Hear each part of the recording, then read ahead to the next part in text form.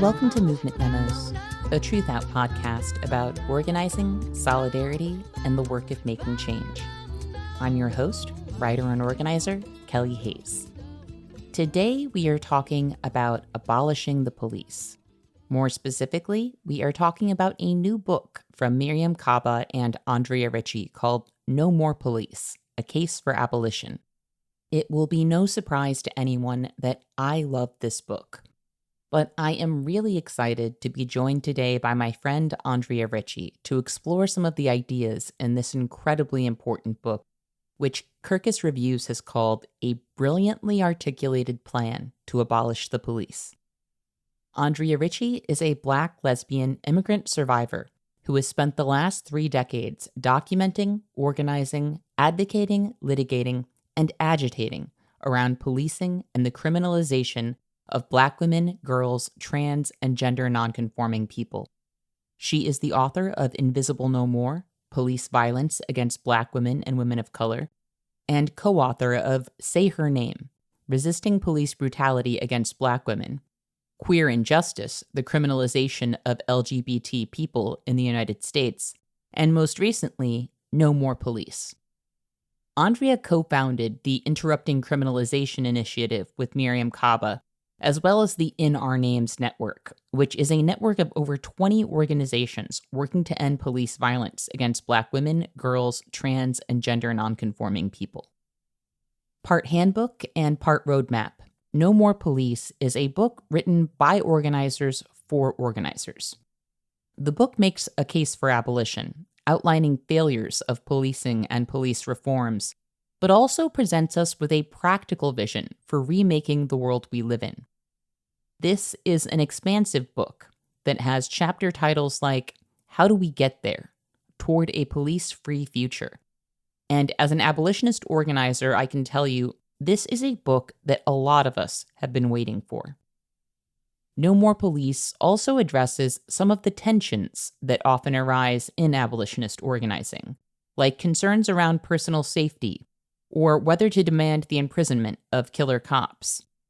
It even takes on the very tricky topic of abolition's relationship to the state, which is a touchy subject given that some abolitionists identify as communists or socialists, while others identify as anarchists or none of those things.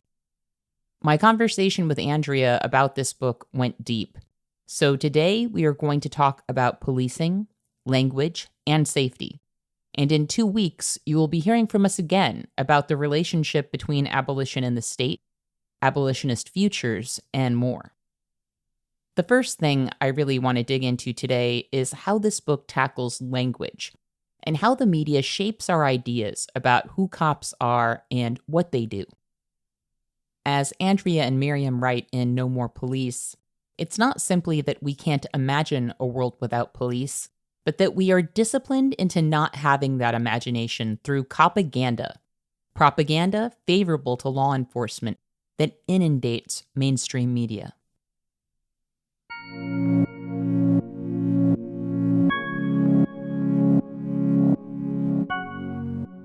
We really got to do a deep dive into how language shapes our imagination in terms of how we speak about police and policing. And in that conversation, we're really informed by people like Rachel Hertzing, who has made it her mission for us not to use the word officer. And her reasoning behind that is officer implies someone that you should defer to.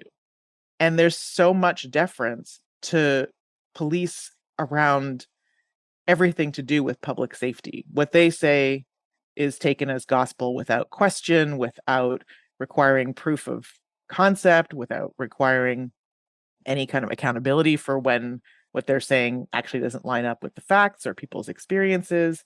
And Rachel really feels like words like officer embody that kind of deference, and that if we use words like cops or police, which reflect what they're actually doing or who they are and don't imply that deference, it shapes our imagination about what they're saying and what they're doing differently. We also learned a lot from David Correa and Tyler Wall, who have a book called Police, a Field Guide, that talks about cop speak and the ways in which police shape our imaginations and the words that they use. So armed suspect, use of force, and just the ways in which they describe the work that they're doing and the people they're encountering and their response to them in ways that sanitize their behavior, that place the blame squarely on the individuals who they're committing violence against or denying protection to, and really put us in their minds and in their framework. And then we also got to talk about how the media colludes in this process. And I'm always inspired by Ida B. Wells in so many ways, but she, when writing about white terror and lynching in the late 19th century, talked about the ways in which the media was an accomplice to that state-sponsored or condoned terrorism. And I think the same is very much true today. And so, for instance, one term we talk about in the book is officer-involved shooting. So somehow it's not the cop shot someone and killed them. It's a shooting happened, an officer was somehow nearby, but there's no one who's responsible for what happened. And also, we don't necessarily even hear in that sentence that the person died.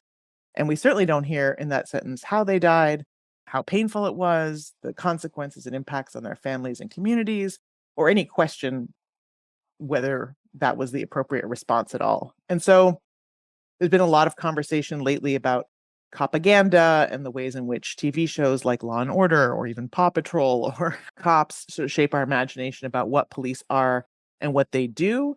And we take a little bit of a deeper dive with the help of people like Rachel Hertzing, David Correa, Tyler Wall, into how deeply into our language cop speak and Copaganda permeates, and how that shapes our imagination about what policing is, what it's doing, what it's not doing, and the necessity of it.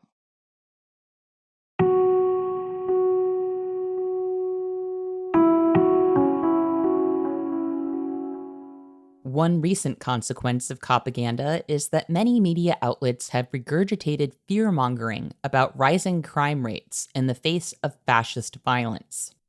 When Paul Pelosi, husband of House Speaker Nancy Pelosi, was recently attacked by a man who entered her home saying, "Where's Nancy?" media outlets, including the New York Times, joined Republicans in pointing to rising crime rates, rather than emphasizing the likelihood that this was a fascist assassination attempt. Nancy Pelosi was a named target of the Capitol rioters, who also voiced plans to hang Mike Pence on January 6th. U.S. Representative Marjorie Taylor Greene has previously stated that the speaker was eligible for a death sentence due to her supposedly treasonous acts in Congress, and once liked a social media post indicating that the fastest way to remove Pelosi from office would be a bullet to the head. Representative Lauren Boebert faced calls for her removal after the January 6th insurrection for tweeting about Pelosi's location during the attack, and what many surmised was an effort to help the rioters locate and potentially harm the speaker. But in spite of the murderous, fascistic rhetoric Republicans have aimed at Pelosi for years, and the riotous hunt for the speaker that many of us have witnessed in chilling videos of the Capitol riots, the attack on her husband has been framed by many as the product of rising crime rates. On Sunday, Elon Musk shared a conspiracy theory about the attack on Paul Pelosi on Twitter, a platform he now owns. Notably, the conspiracy theory played into right-wing smears against queer people, which are an important part of the current fascist agenda. For Musk, sharing an offensive story from a widely discredited website seems reminiscent of Trump's frequent nods to QAnon, an embrace of the fact that his target audience wants nothing to do with reality. But what's with the rising crime narrative around an attack that was so clearly targeted? When it comes to Republican leaders, the explanation is obvious. For them, blaming this attack on rising crime rates is no different than blaming school shootings on mental health issues in our society. In this case, Copaganda is a form of misdirection, which is all Republicans are left with when their violence manifests in ways that people find upsetting. Democratic leaders are poorly positioned to interrupt this narrative because their neoliberal governance offers up policing and prisons as the only possible solutions to just about every social problem. That makes Copaganda and fear-mongering about crime as important to them as it is to Republicans. Politicians, whether Democratic or Republican, who preside over deprivation and skyrocketing inequality, need their cops to make sure everyone stays in line. That means Democrats have relied on narratives about rising crime rates, rejecting calls to defund the police, and proposing new funding bonanzas for cops. The Democrats also seem to live in fear of saying anything too polarizing, even as their opposition seeks to overthrow the electoral system amid the rise of global fascism. The corporate news media thrives on Copaganda, often acting as stenographers for the cops, as Mariame Kaba often says. So, in the absence of more aggressive rhetoric from most Democrats, it's not surprising that most networks and publications are failing to capture the reality of the fascist threat we face. Our society is not prepared for an honest assessment of its own violence. I have had a number of friends reach out to me in recent days to express how nervous they are about the media's handling of the attack on Paul Pelosi and how poorly the media is responding to what we are up against. This kind of failure, sadly, is not new. We have also seen the corporate media fail miserably when it comes to covering threats like climate change, often opting to ignore the topic. Given that the corporate media is owned and operated by the very people who are screwing us all over, they have no incentive to acknowledge truths that might lead to social upheaval or demands for systemic change. Much like politicians, the super rich have no solutions for the trouble ahead, aside from relying on police to keep our suffering, destruction, and disposal as orderly as possible, which makes Copaganda important to them too. So these outlets tend to peddle predictable narratives that enshrine the status quo, which includes the idea that we have no constructive options as a society in crisis, except to throw more money at police. The contradictory nature of this argument amid the rise of fascism, given that police are clearly a fascistic force, is neither acknowledged nor resolved.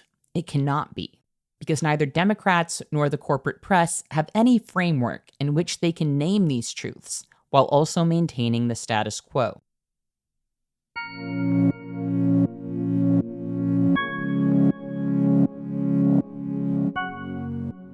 Micah Herskin in Atlanta did a really interesting sort of mapping of how the prison industrial complex, who the players are at the local level and how they're playing out in a fight that organizers there are in to stop the construction of a multi-million dollar police facility on forest land.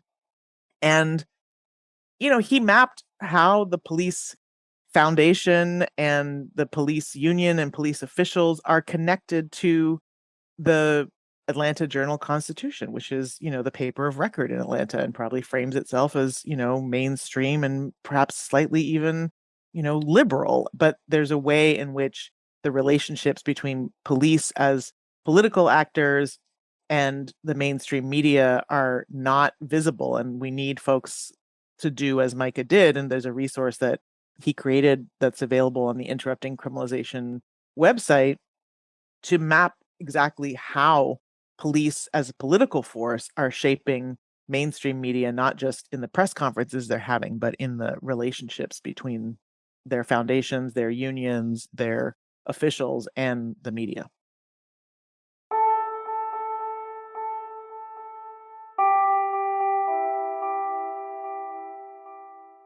In Miriam and Andrea's discussion of Copaganda, I found one example they offered particularly interesting. William Golding's novel, Lord of the Flies. That whole discussion flowed from a story that Mariam sent and wanted to include in the conversation about a dozen or so Tongan teens who found themselves stranded on an island after taking a boat for a joyride and being lost at sea in a storm, and who were on the island for 18 months living cooperatively with mutual aid and accountability, resolving conflict peaceably, creatively, because they knew that all of those things were necessary to their survival. And it's a story that she's been sharing for years. And as we were talking about that in comparison to Lord of the Flies, which is a fictional story that was actually written in response to, I learned, another account of folks stranded, I think it might have been Swiss Family Robinson, that the author of Lord of the Flies didn't think was realistic. He didn't think that it was realistic that people, stranded on an island together could live peaceably and cooperate together to survive. He wanted to articulate a story that advanced the idea that humans are inherently violent, chaotic, and will descend into savagery, basically, without the controls of civilization. And I think what I learned from that is that Copaganda is not always legible as such. Because until that conversation with Mariame, I hadn't thought about how everyone in the Commonwealth, in English-speaking world almost, is required to read Lord of the Flies in middle school or whenever you're supposed to read it, maybe high school. But that it's basically conditioning all of us to believe that that is the world that will ensue without police. And again, David Correa and Tyler Wall write in their book Violent Order sort of more deeply about this idea that is at the root of Copaganda and is at the root of sort of the order that police manufacture, is this notion that police are necessary to civilization, and without them we will return to a world of, as I say, it's nasty, British, and short, that's violent, chaotic, and dangerous. And certainly Lord of the Flies isn't the only piece of fiction that reifies that story, but it is definitely one of the most widespread. And then I think we see, whether it's The Purge, it's Blade Runner, it's most recently folks were writing about Yellow Jackets in this way, that there are so many stories that are told over and over again, and we wouldn't necessarily think of those as Copaganda in a way that we would target cops or Paw Patrol or Law and Order, but those are equally, if not more, shaping our imagination about what's possible. And we don't often see stories in media of any kind in which people cooperate and collaborate to survive without someone forcing them to at the end of a gun or a baton.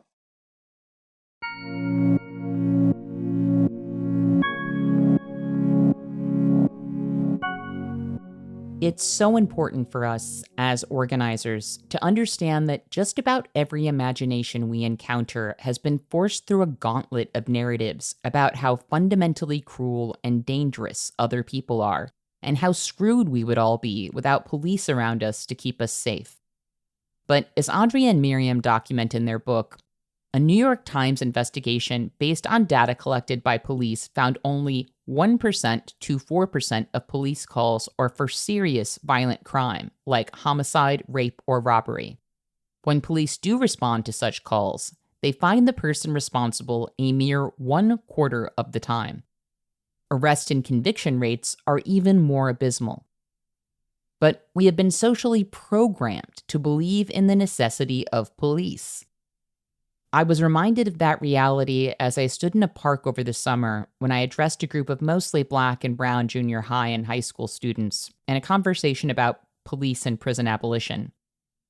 After I introduced myself and the ideas I was there to discuss, a young person immediately raised her hand to say that while she agreed with a lot of what I was saying, she still thought that police and prisons were necessary because of murderers and rapists. I agreed with her that rape and murder were major concerns, but also reviewed some statistics. Because when you want to diss the police, the numbers are pretty much always on your side. For example, according to the Rape, Abuse, and Incest National Network, out of every 1,000 sexual assaults, 975 perpetrators will go free. As Matt Clark reported in Criminal Legal News in 2018, statistically, U.S. law enforcement agencies are the worst crime solvers in the Western world. As Mariame and Andrea write in No More Police, on average, police will solve far fewer than half of homicides or other violent crimes. So-called clearance rates are also notoriously unreliable. In Chicago, where I live, for example, police have managed to bolster their embarrassingly low clearance rate for homicides by more frequently blaming dead suspects for murders. In New Orleans, Louisiana, and Columbus, Ohio, police declare a homicide cleared when a warrant has been issued for a suspect's arrest. Crime analyst Jeff Asher argues that the high clearance rates of the 50s, 60s, and 70s, when many police departments reported 90% clearance rates for homicides, should be disregarded entirely, as these numbers were likely the product of both false arrests and false reporting.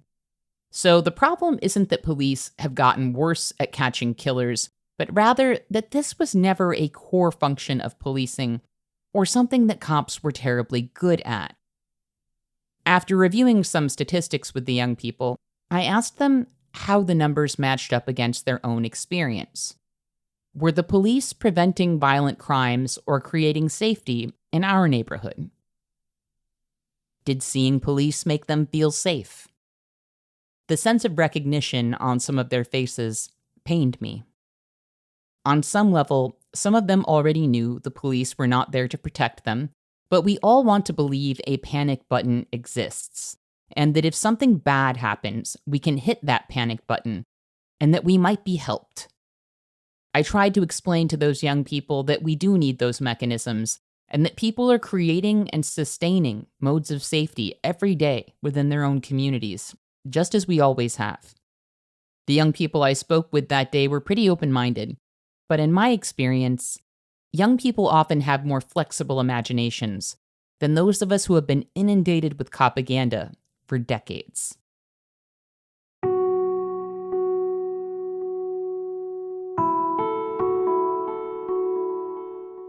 The experience that you just described of sort of walking people through the ways that police don't actually produce safety, and then sort of the solemn and almost kind of unmooring realization that people have in that moment, is something I've seen a lot with people who I represented in cases of police, what's called police brutality cases, or just the violence of policing when they've been directly impacted by it and seek redress in civil courts. And they've described something similar, where when they have been beaten or sexually assaulted or otherwise violated by the cops, one client of mine talked about it as kind of the ground falling out from under her, and just realizing that, like, as a Black lesbian, the people who had been violently beaten by police, who also, I think, called her a butch ass dyke while they were doing it, for her, she said that was a moment where she was like, wow, who do I call in that moment? The people I'm told are the source of safety for us as a queer community, as women, as, to a certain extent, Black communities, in that moment were absolutely the opposite, and described that feeling of just the ground dropping out from under her. And then she had the experience of community coming together around her. The Audre Lorde Project in New York City organized around her case. We had legal representation, but we also had community rallies and protests and marches and statements, and just people coming together around her and another person who had the same experience during the same incident. And she got to experience safety from that perspective. And I don't know that it fully healed or repaired the sensation she had of the ground falling out from under her, but that sense that you describe when people realize that police cannot keep them safe and do not keep them safe and are not even set up to keep them safe is definitely an opening. And it can also be what makes people reach harder for it and double down on, well, we have to be able to fix it. We have to be able to make this work. We have to be able to do this because I can't tolerate the alternative, which is the knowledge that they don't keep us safe and can't and won't and aren't set up for that purpose.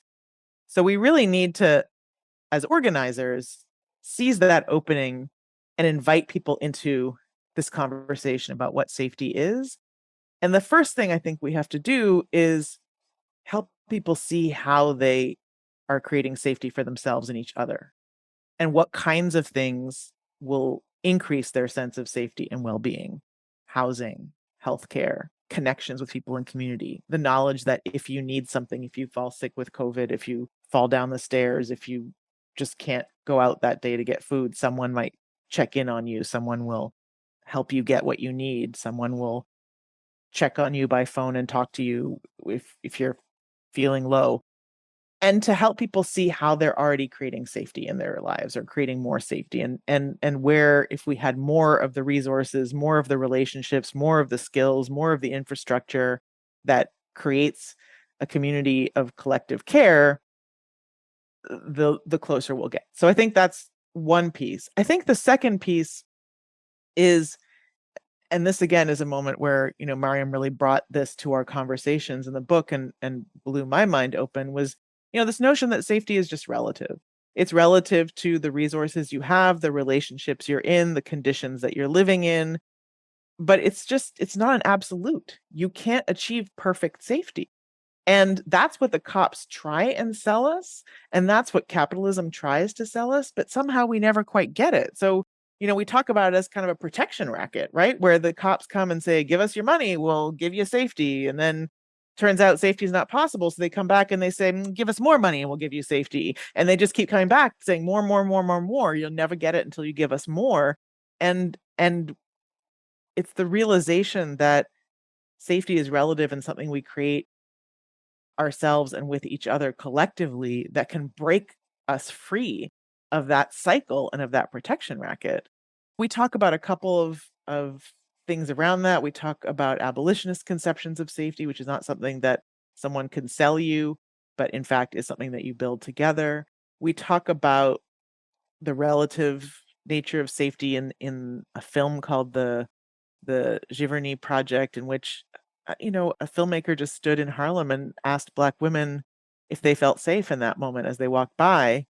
And their answers were all conditional. They were like, well, it depends if, I'm with this person. It depends if I, feel like I'm supported by my friends and community. It depends if the time of day. It depends where I am. It depends was basically the answer everybody gave, right? And it's recognizing the it depends part and the relational part of safety that I think opens us up to a better understanding of how we create greater collective well-being in our communities.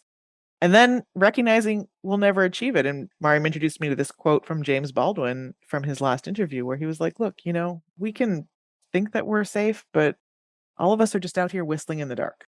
And anything could happen at any time. And the sooner we accept that and stop pursuing an illusion of safety, of perfect safety, of complete safety all the time, the less we'll be prisoner to what people try and sell us in order to achieve that. And the last thing I want to say about safety is a quote that I heard from Aaron Miles Cloud that just really, I think, encapsulates when people say, abolitionists want to abandon our communities to violence, or abolitionists don't care about safety, or we don't care about all the kinds of violence that are in our communities. Is she said, everyone cares about someone's safety somewhere, some of the time. Abolitionists care about everyone's safety everywhere, all of the time. And that's what motivates us to give a really clear-eyed look at what is and isn't getting us closer or producing relatively more safety, and what gives us a really clear-eyed look at what police are and aren't doing, and helps us pull back the veil and debunk the myths that they are promoting and the smoke screens that they're putting out about the fact that they are somehow essential to the notion of safety, and helps us see that they actually get in the way of that. They rob us of the resources we need for safety. They create unsafety, as Mariam says, by their mere presence. They signal lack of safety, and helps us really get concrete and clear-eyed about what our communities need in order to increase our individual and collective well-being.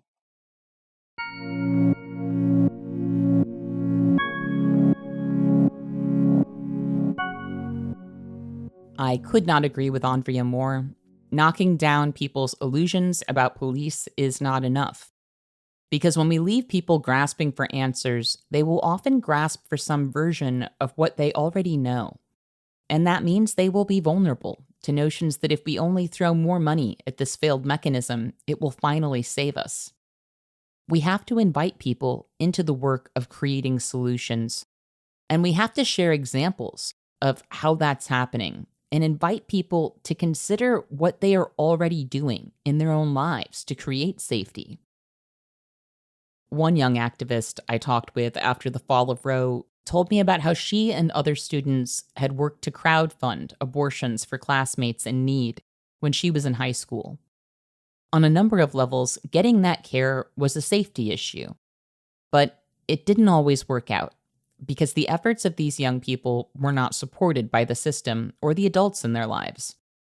We talked about the unsafe situations and traumas that might have been avoided if those students' efforts at mutual aid had been better supported, or even embraced or taken up by their community as a standard response to an unwanted pregnancy. I assured that young person that they and their friends had been on the right track, and the fact that society was set up in opposition to their success does not mean they were doing something wrong. It means that society is set up in opposition to our safety, and it takes collaborative work to combat the dangers that are imposed upon us. Moments when people not only realize the true nature of the system, but also understand their own power in relation to other people, don't happen every day. Many people are in need of what Mariame and I have called a jailbreak of the imagination.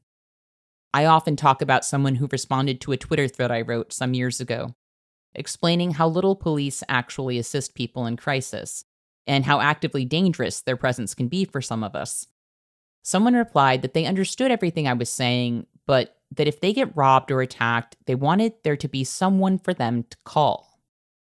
It was then that I realized that, on some level, a lot of people know nothing positive will happen when they call the police, but that sense of routine, that there is something we are supposed to do after a bad thing happens, that we have some kind of recourse, is important to people, even when the results are routinely unsatisfying or even harmful.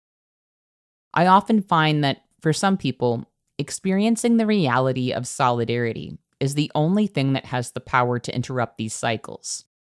Earlier this season, I described a direct action in defense of trans lives, during which a man who disagreed with our message clearly wanted to confront me while I was speaking through a bullhorn, but lost his nerve in the face of a determined crowd of people who were loudly affirming their commitment to defend trans lives. That was an amazing night, but one thing I really hoped people came away with was the power we had in that moment to keep each other safe. Because if anyone was going to protect me that night, it was not going to be a cop. I knew that going in. But actually seeing people step up and having the experience of realizing that they, collectively, are a force that can defend trans lives gave me a lot of hope. Because just as the crowd was my safety that night, we are each other's best chance at safety in any given moment.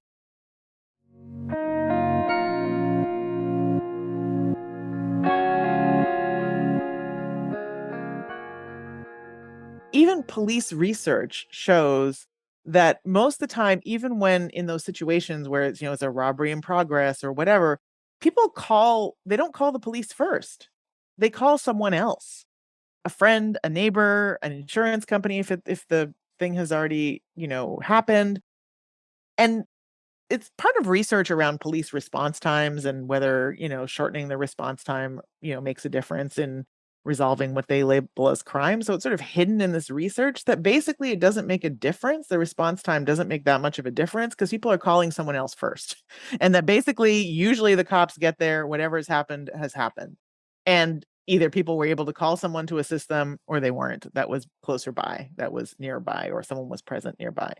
So that I think is interesting. I think also in that scenario, I want to think about what we can do to make sure someone isn't going to be robbed in the first place, right? And if someone's needs are met, then maybe they're not going to try and have them met in a way that might harm another person. And so it's also backing up from that moment of crisis. And I think that's what abolition organizing really feels like to me, is getting 1,000 miles ahead of the crisis, but rather than organizing our lives around crises that, as Ruth Wilson Gilmore talks about, and many organizers talk about, rather than organizing our lives around responding to the crises that racial capitalism creates for us and responds to with policing, we can get ahead of those crises by restructuring our society entirely, as she said, by changing everything such that people's needs are met.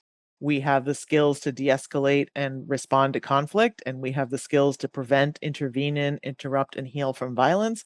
And everyone is able to engage in that work on a daily basis, so it doesn't fall on just a few people to do all of that. And the research really shows that, it's not the presence of police necessary, it's just the presence of someone in a situation that can, as you're saying, interrupt, prevent, and heal from violence without needing to involve someone with a gun or a taser or a baton, which never doesn't carry with it the likelihood and risk of violence at the same time.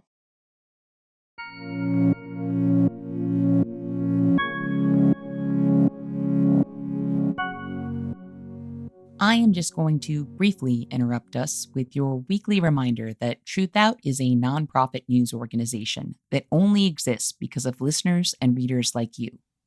If you keep track of the independent news landscape, you know that we have lost some great publications in recent months and years. Journalists are facing layoffs across the industry. Here at TRUTHOUT, we are still hanging on, but I am not going to lie to you all. It is a struggle. The media landscape has been engineered to wipe out anything that isn't owned by the very people who are screwing us all over. Corporate algorithms are hurting us, but we are still here providing award-winning news and analysis that I believe helps to fuel and uplift our movements. TRUTHOUT has not laid anyone off during the pandemic. We are a union shop and we have the best family and sick leave policies in the industry. So if you think all of that is worth fighting for, please consider dropping by truthout.org to make a donation today. Or maybe even become a sustainer, because truth be told, those people are the reason we are still here. Thanks so much, and back to the show.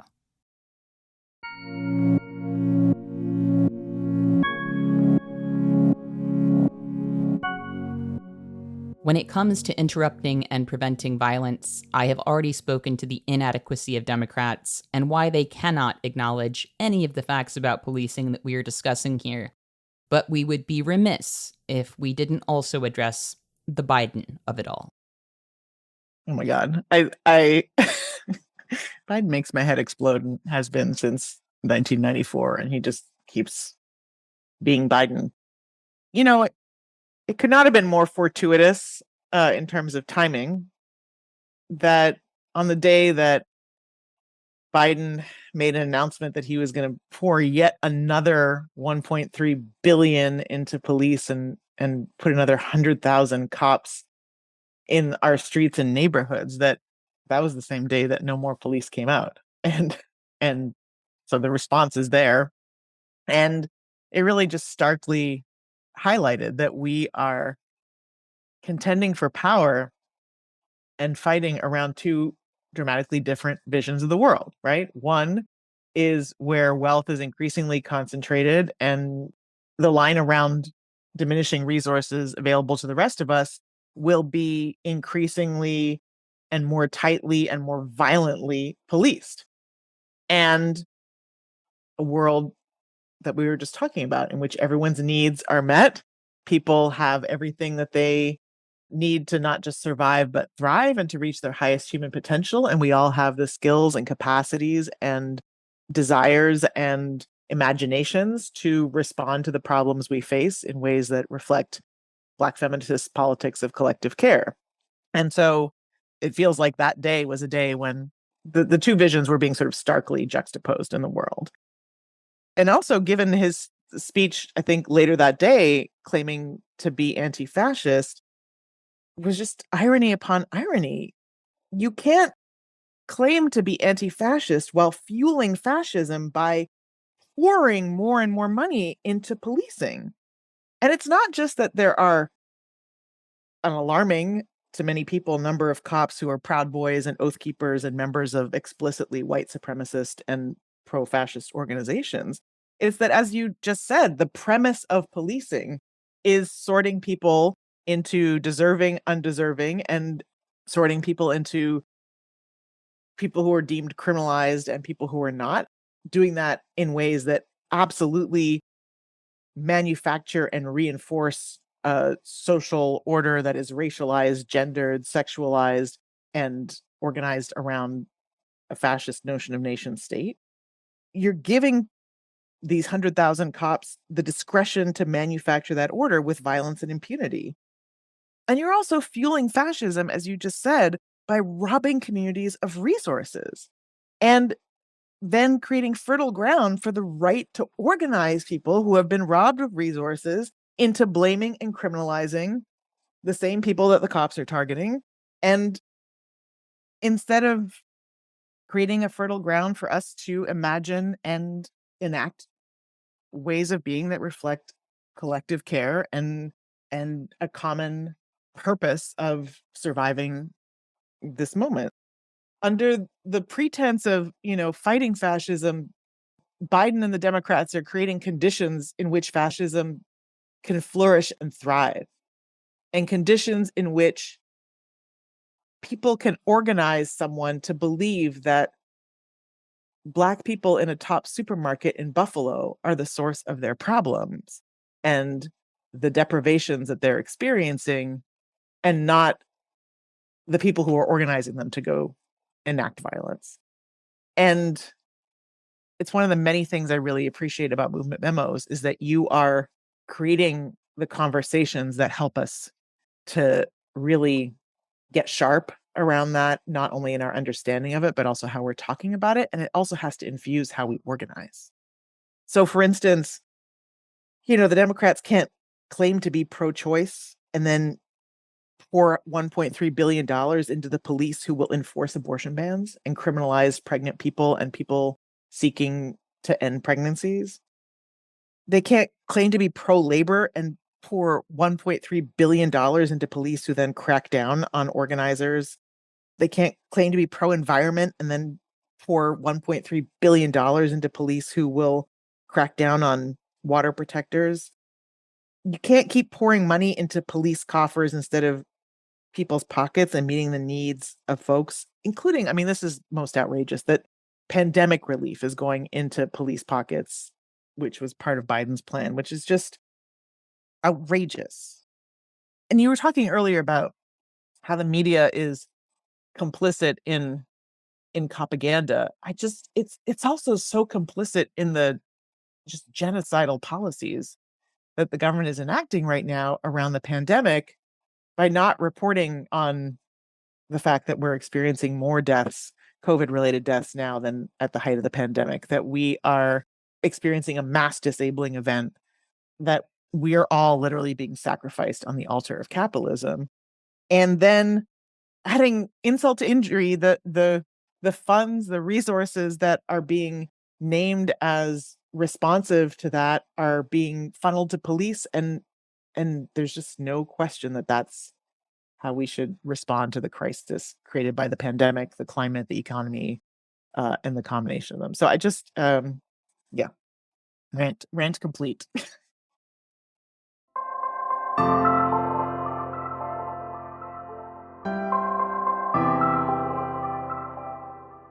I know we're going to get yelled at for that segment because people are going to say we are telling people not to vote for the Democrats. But to be clear, we are not saying that at all. I will be voting on November 8th. For one thing, we have a bunch of judges on the ballot in Illinois, including 2 state Supreme Court seats.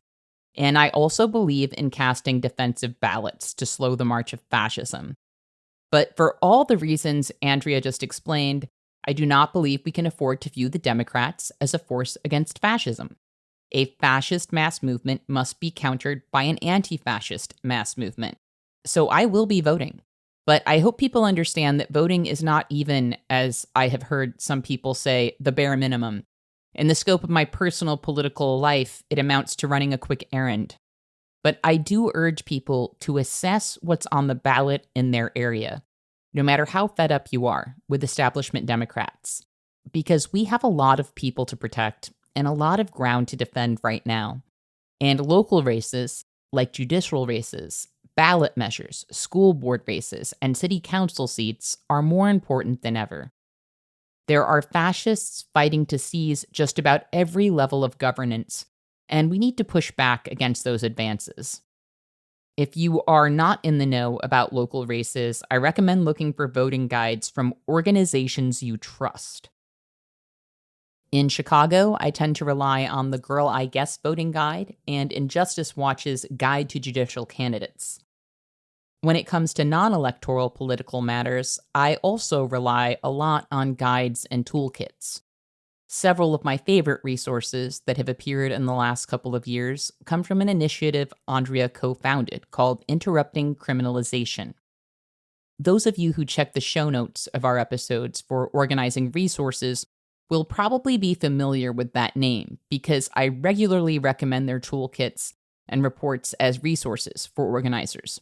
But given that a lot of Interrupting Criminalization's work is the kind of background support that allows other organizing projects to happen, a lot of people are unaware of the initiative's contributions.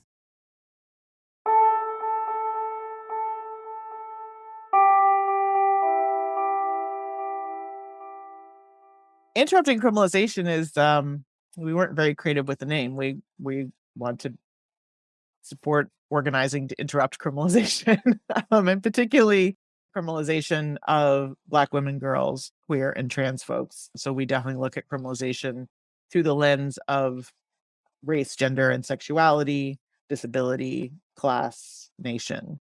And the work we've been doing since the uprising has been very much about supporting organizers working to defund police and divest from policing and invest in and build ecosystems of collective care and community safety that are rooted in Black feminist politics and ethics of collective care. And so we do research reports, we put out toolkits, we put out resources. I think some of the more invisible but important work that we do is hosting spaces for organizers to come together and strategize, and practice spaces for folks to really be able to come to workshop the ways in which we're practicing new worlds, to workshop the million experiments we're engaged in, as the millionexperiments.com website and podcast document, to imagine and live otherwise, and to enact abolitionist visions in the day-to-day. But I think one of the spaces that feels most relevant, I mean, they're all incredibly relevant, but one of the spaces that feels important in this moment is one that we actually first convened in 2019 around criminalization through access to medical care. And actually, we started the conversation in May of 2019 around recognition that the Trump administration was advancing all of its policy objectives through criminalization, because that is the fascist playbook. That's also the neoliberal playbook, that criminalization is the method by which their policies are advanced. And we were already seeing increasing criminalization of sexual, gender, and reproductive autonomy. So we came together to talk about all the ways that that's happening and all the institutions that that's happening in. And some are more obvious than others: police, probation, parole, jails, but also healthcare, public health, housing, social services. There's many arenas in which that policing of sexual, reproductive, and gender autonomy takes place that aren't always as visible. So we mapped out where people were engaging in resistance and where people can plug in from where they are. If you're already working on public health issues, you can plug in there. If you're already working on housing issues, you can plug in there to interrupt the criminalization of sexual, reproductive, and gender autonomy. So that was the meeting we had in May 2019. In the fall, at the Sister Song Let's Talk About Sex conference, we focused particularly on this criminalization of sexual, gender, and reproductive autonomy through healthcare access and public health. And we thought about all the ways in which accessing medical care or healthcare is a point or site of criminalization. And not just for pregnant people, people seeking abortions, but also for parents, for trans people, for sex working people, for drug using people, for migrants, and for disabled people, and for HIV positive people. And so we brought people from all of those movements into a room together to say, how do we address the fact that the medical industrial complex is a point of intersection and entry into the prison industrial complex, and the ways in which those two institutions, frameworks, complexes intersect. And that particularly comes from our approach of looking at criminalization through the lens of the experiences of Black women, girls, queer, and trans people, because when you do that, you see how policing and criminalization happens beyond just the cop on the beat on the street. You see how people are profiled when they go to hospitals for prenatal visits, delivery. You see how people are denied care or criminalized as they access care as parents or as people in the sex trade or as drug users. You see where disabled people are denied reproductive autonomy. You see all the ways in which policing happens, or certainly many more ways in which policing happens. And so we came out of that convening with a network of folks across those movements, along with healthcare providers and healthcare users, to think about what are the principles we want healthcare providers, institutions, and associations to adopt that will interrupt criminalization at the point of accessing medical care. And we don't want them to just sign these principles, we want them to enact them. And so we, over 2 years, workshop these principles. We're about to launch them publicly on November 3rd. And, it just is an example of organizing where that work was happening over a period of years. It was percolating, it was happening. And then this summer happened, right? Roe was overturned, and criminalization of gender affirming care for trans youth and trans adults. There was a wildfire of legislation across the country. And it was a moment where we were asking healthcare providers to stand in their principles, their ethics, their beliefs, their commitments as healthcare providers to do no harm. And we had already created this framework of inviting them into the knowledge that criminalization is harm. And so their participation in criminalization goes against their core oath as public health providers or as healthcare workers or providers.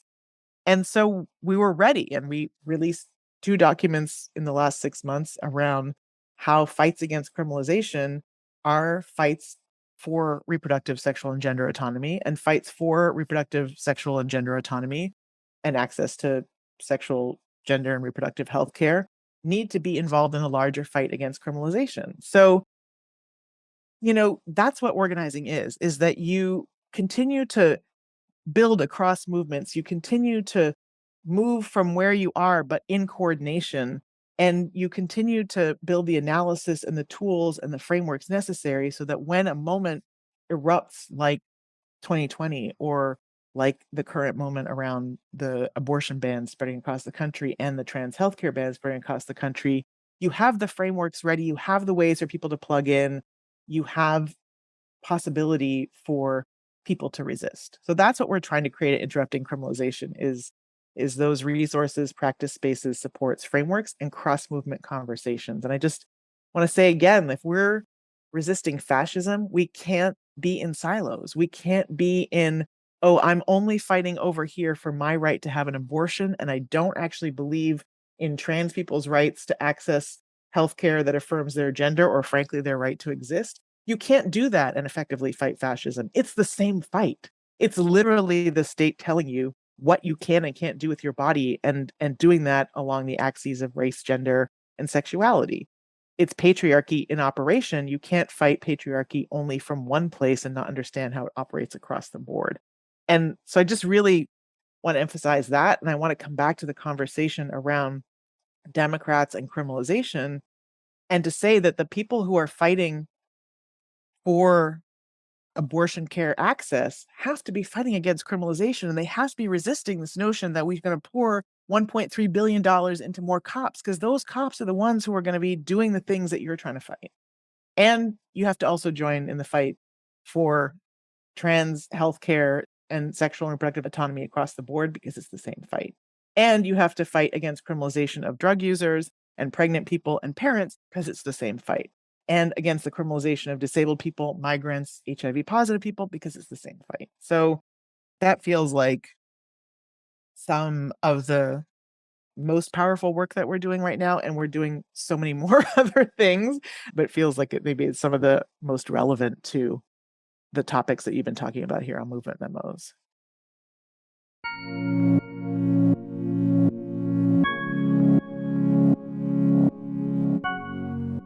Circling back to the kinds of constructive conversations we need to have with people about the realities of policing, Andrea emphasized a point that Mariame and I also try to drive home in our upcoming book, which is that when you are inviting someone to transform their worldview, facts are not enough.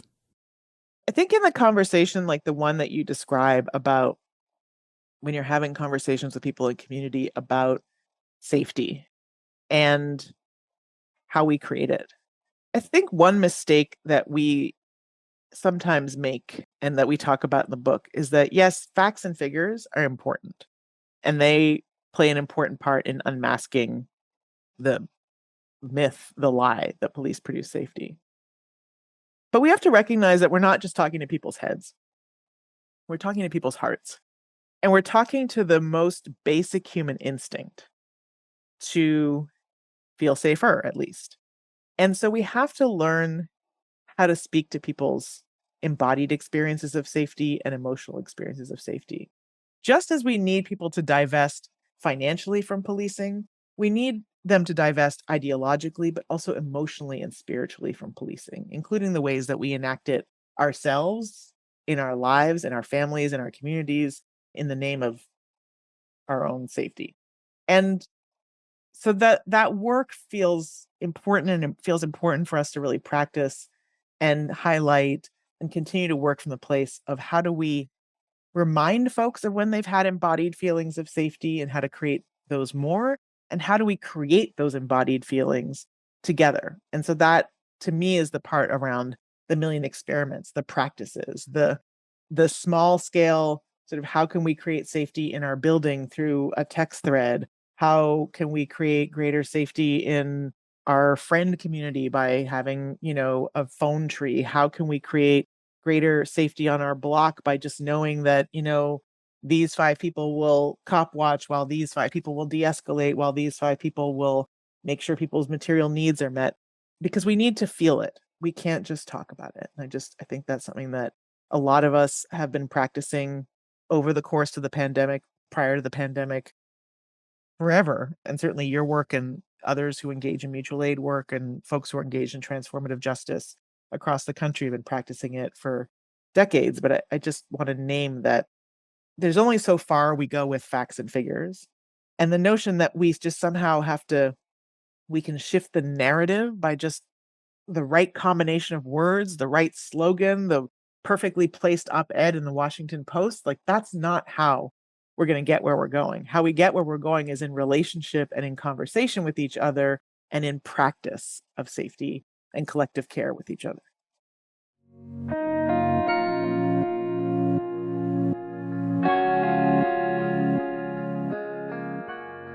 Dialogue is something a lot of people struggle with these days. People are exhausted. The pandemic maximized our time on social media, which has, to put it gently, not improved our collective communication skills.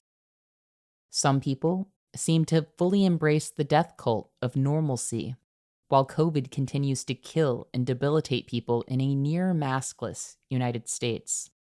Those who have not often find themselves frustrated, sometimes questioning whether they can even relate to other people anymore.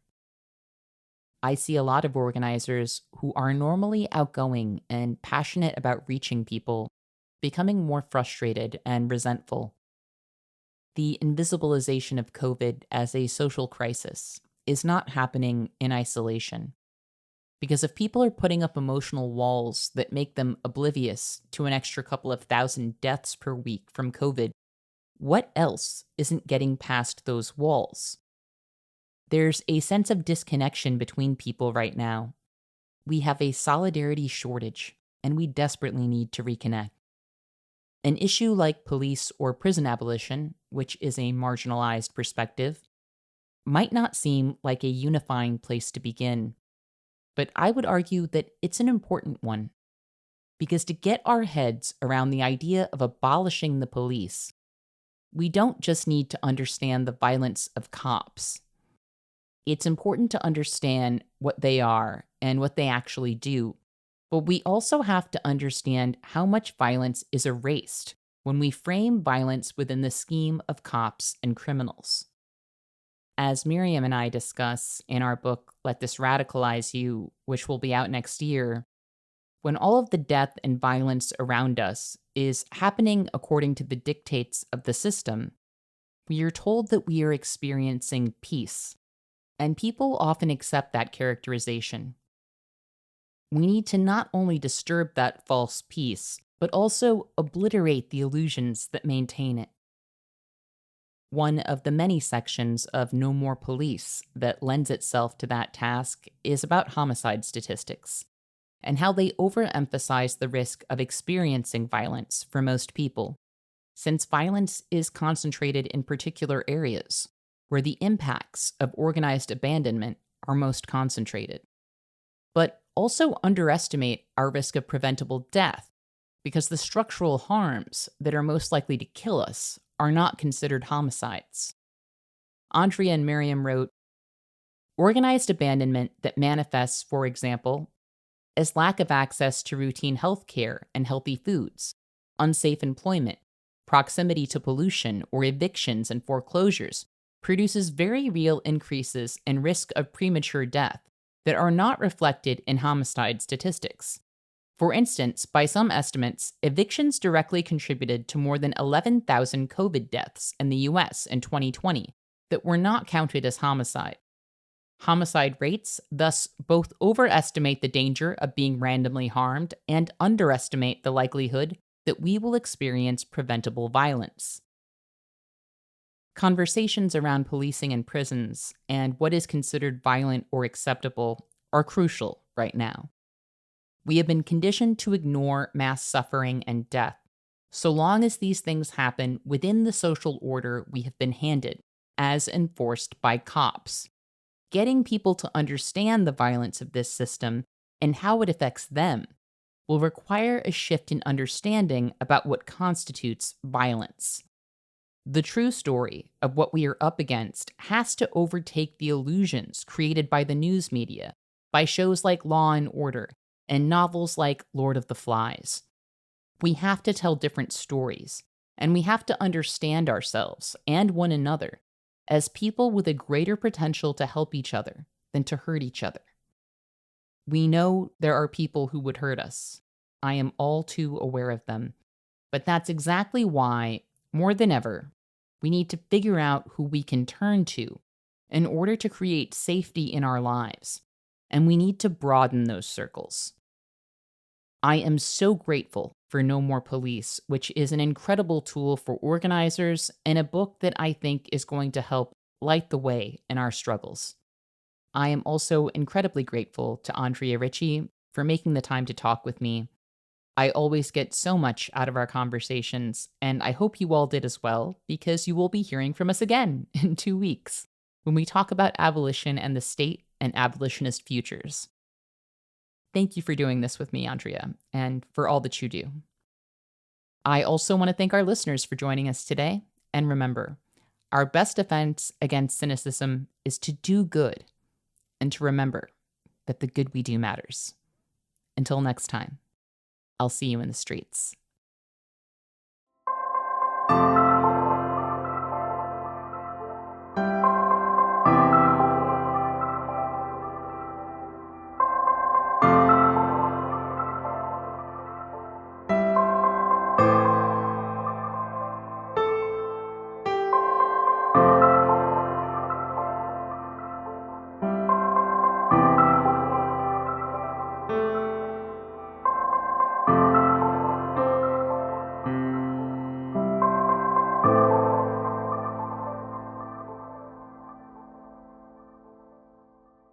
Thank you for listening to Movement Memos.